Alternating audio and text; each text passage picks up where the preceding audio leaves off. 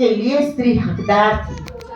जो स्थान के लिए स्त्री की शक्ति उनमें पड़ी थी, उनको आगे निकालने थी, वो भगवान स्वामीनारायण के समय में थे।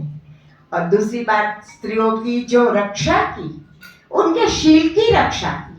वैसे जैसे स्त्री और पुरुष सब इकट्ठे होते थे, तो जैसे कि अग्नि में घी डाला जाता था, वो बंद किया और स्त्री और पुरुष की सभा अलग कर दी।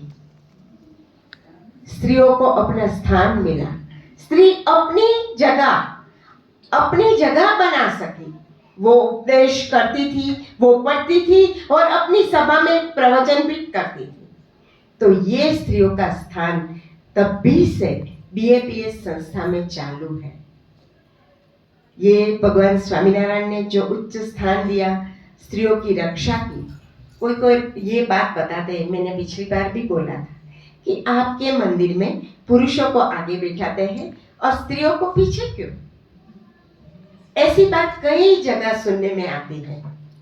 स्त्रियों को पीछे नहीं बैठाते, स्त्रियों की शील की रक्षा करते हैं, स्त्रियों के उनका सम्मान की रक्षा करते हैं। क्यों? कोई रूपवंती स्त्री आती है और पुरुषों के बीच में आके बैठ जाती है। स्त्री को अपना स्वभाव है, वो अपना श्रृंगार करती है, वो अपना रूप को निखारती है। और अगर वो स्त्री पुरुषों के बीच में आ जाती हो, अगर पुरुषों के मन में ये स्त्री के लिए कुछ विकार जन्म लेते हैं, तो उनका पाप किसको लगता है? किसको लगता है? वो स्त्री को लगता है। तो क्यों स्त्री पीछे बैठकर भी अपना शील और चारित्र की रक्षा करे? क्यों न करे? तो पीछे बैठे, उनमें पुरुषों का और स्त्रियों दोनों का सम्मान लगता है। और ये तो बात पक्की है कि स्त्री, ये जो मेल डोमिनेटिंग समाज है, पुरुष प्रधान जो है, क्योंकि अभी थोड़ी जागृति आई है कि कोई अपने बालक के पीछे अपनी माता का नाम लिख सकते और लिखते भी हैं, लेकिन पुरुष प्रधान जो देश है, उनमें कभी भी स्त्री जन्म देते हैं, बच्चों को पालन पोषण करते हैं, पढ़ाते लिखाते सब भी करते हैं, लेकिन बच्चा और ये बेटा किसका कहलाता है? पुरुष का। ये पुरुष प्रधान देश है, उसमें ये बात है। तो अगर पुरुषों का सम्मान, उनका थोड़ा ईगो दे के भी उनको आगे बिठा कर भी हो सकता है, तो बिठाने दो ना। उनको बैठने दो। हम पीछे थे, हम तो पता है, हमें तो पता है कि हम ही शक्ति है, हमको यही पता है, और हम लेट गो करते हैं कि बैठने दो, है ना। तो उसमें हमारा कोई मान सम्मान वैसे कुछ कम नहीं हो जाता है, लेकिन बल्कि हमारी एक शक्ति के एक स्टेप आगे बढ़ा देते हैं कि हम पुरुषों को आगे करके भी हम इतनी शक्ति से आगे निकल सकते हैं। तो ये बात है। तो ये बीएपीएस में हर एक जगह देखने को मिलती है। अभी देखो, हमारा बीएपीएस का एक बहुत बड़ा उत्सव जो हो गया अहमदाबाद में, हमारे गुरुजी प्रमुख स्वामी महाराज की शताब्दी उत्सव का, उनमें 1,25,00,000 लोग विजिट लेके गए और उनमें 80,000 वॉलंटियर्स, उनमें 33,000 लेडीज थी, 33,000 लेडीज थी, अपना घर बार सब छोड़ के वहां आ गए। और अकेली लेडीज ने अपना पूरा का पूरा तंत्र संभाल लिया। कहीं पुरुष को उनमें स्थान नहीं था। देखो, पूरा नारी उत्कर्ष डोम स्त्रियों संभाल लेती थी। पूरा बड़ा उत्सव जो 5 दिसंबर और 10 दिसंबर का हुआ, 26 हमारे पूरे राष्ट्र के बाहर से और वहाँ अफ्रीका से, अमेरिका से भी जो हमारे गेस्ट आए थे, उनको स्त्रियों ने संभाला। उनका पूरा का पूरा आयोजन भी स्त्रियों ने किया। जितने भी डोम्स थे, उनमें जो व्यवस्था रखी थी, वो स्त्रियों ने ही संभाली। बच्चों को जो प्रोग्राम छोटे बच्चों का था, उनका जो बेटियों का, छोटी बेटियों का पूरा प्रोग्राम था, वो भी स्त्रियों ने संभाला। अगर स्त्री छोटी बेटी वहां 2 महीने के लिए प्रैक्टिस में आती है, उनका अभ्यास ना खराब हो, अभ्यास में रुकावट ना आए, उनके लिए जो शिक्षक आए वो भी स्त्री आए। मतलब एक भी कोना, वो बीएपीएस का जो इतना बड़ा उत्सव था, 1,25,00,000 लोग विजिट किए, उनमें एक भी कोना ऐसा नहीं कि जहां स्त्रियों का अनुदान नहीं था। तो सब जगह तो स्त्री है ही। तो बीएपीएस में एक ही बात बोली जाती है कि स्त्रियों को इतनी शक्ति दी है तो अपने बच्चों को संस्कार क्यों न दें, तो शुरू से ही दे। जैसे अभी बात बताई, शिशु मंडल चलता है। शिशु मंडल मतलब 5 साल के अंदर अंदर वाले, तो शिशु बच्ची है या बेटा है, सबके लिए अलग अलग मंडल होता है, उनकी एक्टिविटीज होती है और एक्टिविटीज का पूरा प्रोग्राम तय होता है आगे से। जनवरी में ये करना है, फरवरी में ये करना है, दिसंबर तक का। और ये हमारी महिला संस्था महिला पांच ही सब तय करती है। तो ये सब प्रवृत्तियां चलती है। बाद में बालिका, बाद में युवती, बाद में किशोरी, बाद में युवती, बाद में महिला। महिला में भी जो प्रेमवती है, 30-40 वाले हम देख रहे हैं, प्रेमवती वाले, वो भी, उनमें भी तो बहुत ताकत है, वो भी तो कर लेती है।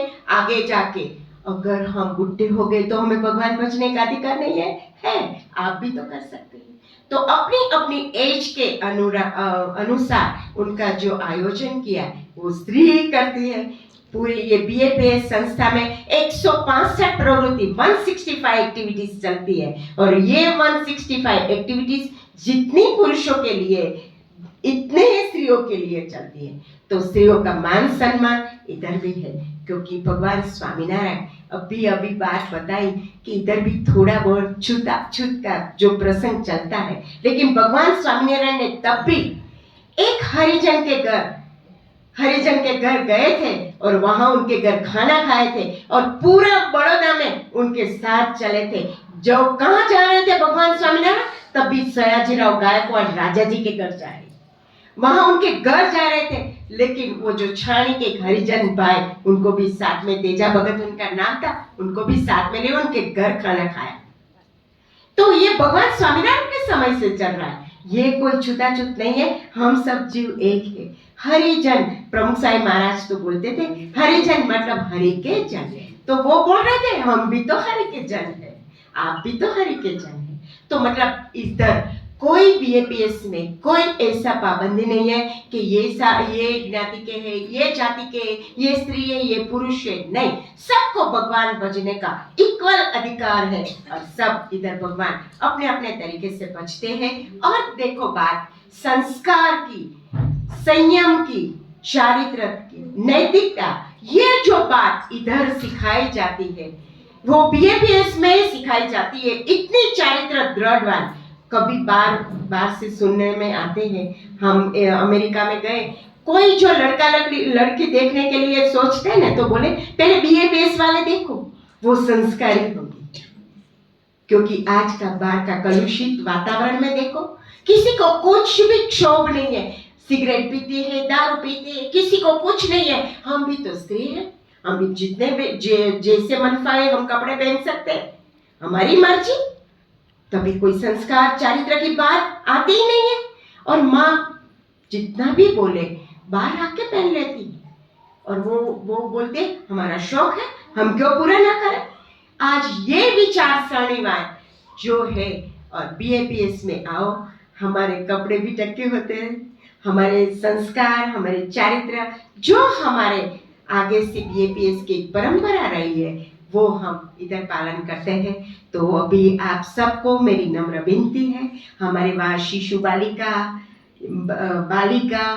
किशोरी, युवती, महिला, सबके लिए अपने अपने एज ग्रुप के मंडल चलते हैं।